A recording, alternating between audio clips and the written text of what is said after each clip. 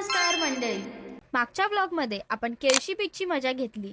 तिथून निघाल्यावर आम्ही आलो अंजारले येथील प्रसिद्ध कड्यावरील गणपती मंदिरात.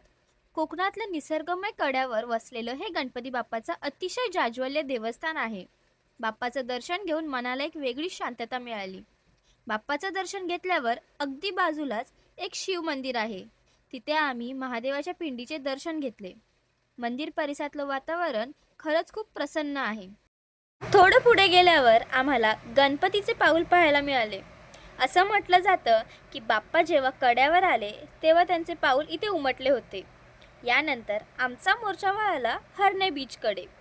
तिथला तो अथांग समुद्र आणि सूर्यास्ताची ती सोनेरी किरण, खरंच हा नजारा डोळ्यात साठवून ठेवावा असाच होता. संध्याकाळ झाली आणि आम्ही पोचलो हरणाईच्या प्रसिद्ध मच्छी मार्केटमध्ये. इथे विविध प्रकारचे ताजे मासे पाहायला मिळाले. सुरमई, बोंबील, पापलेट असे विविध मासे होते.